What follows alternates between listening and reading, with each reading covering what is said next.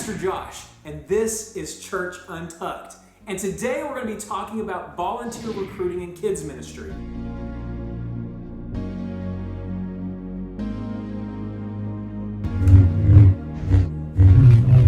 What might arguably be one of the most boring scenes in Star Wars is when Master Yoda is trying to train young Luke Skywalker in the power of the Force and the ways of the Force. So we see that Luke tries many different types of tasks. He tries to move rocks with his mind and tries to lift his ship out of the bog. But time after time after time, he fails. And we see that he just about gives up. Then Master Yoda says some crazy backwards sounding saying, and Luke gets encouraged and he gets up and he tries again. You see, kids ministry and recruiting can be a lot like that. Sometimes we think that we're making some headway, that we found some people to serve in our kids ministry, only to find out that we still need more people. People quit, people give up, people get burned out, and frankly, sometimes we get burned out too. So today in this video, I want to share with you just some quick things that you can start implementing today in your kids ministry to help you with your volunteer recruiting. Number one, use the Force. That's right, young Luke. Use the Force. Be in tune with God. Pray daily. Read the Word of God. Find some people that you can reach out and get some words of encouragement and some advice. But stay in tune with God. Tell God that you need more workers for the harvest. Number two, cut out the term volunteer.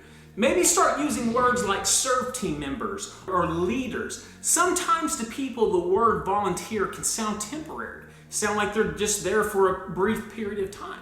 Start using words that show people that this role is very important in the ministry and in the lives of our kids. Number three, go to people and ask people to serve in your kids ministry with you. One trick, stand out in your foyer before service and after service. Find those people who arrive early and those people that are staying late. Look for those people who are already faithful to your church, those people who have been coming consistently. But tap them on the shoulder and see if they'd like to serve in kids ministry. Number four, share the vision and be transparent. Let people see your heart for kids ministry. Let people know what you do. Let people know the importance. Let people know that kids ministry is not just babysitting, but it is actually changing the lives of our next generation. Number five, be flexible and creative with your scheduling. I know we all want to find those people who are going to be there every single Sunday or every single Wednesday, but have some flexible scheduling for those people who maybe are intimidated of serving around kids. Offer up opportunities for them to serve maybe once a month or twice a month. Give people that opportunity and be flexible with that scheduling. Get creative. Number six, let go of the responsibility. That means you've got to let go of some of the things that you do. Don't try to do everything on your own. Empower other people, empower other leaders. Let other people know and see that you trust them with some of the things that you're having them do within your kids' ministry. Number seven, never stop recruiting. Even when you think that you have just enough people serving with you in kids' ministry, don't stop recruiting. Always be looking for people. Give yourself a goal, either to recruit one person a month, two people a month. Give yourself a goal and actively be looking for new people to serve with you in kids ministry. Number eight, invest in training.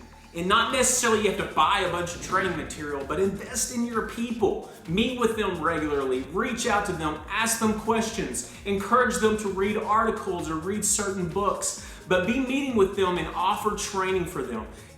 Help them in the areas in which they need improvement. Meet with individuals, take them to lunch, but invest in your workers. Number nine, look at the older students in your ministry. Those kids who are about to age out and possibly go into youth or to go into a different ministry, use those students. Here's why. You can use them in media, you can use them with games, and get this, younger kids look up to those older kids. They're role models, so they have a part to play in ministry as well. And number 10, have a retention plan. Find ways, creative ways to show your serve team or your leaders that you appreciate them. Give them frequent gifts. Give them a pat on the back. Tell them thank you. Let them know that without them, the ministry would not be possible. Ask them for feedback. Send them surveys that they can be anonymous on, but get creative on ways on how to retain your team. I know recruiting people for your ministry can be a very daunting task.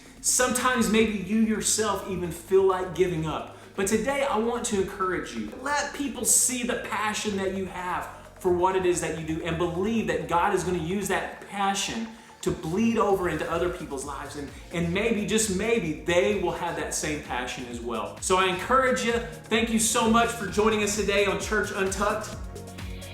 May the force be with you.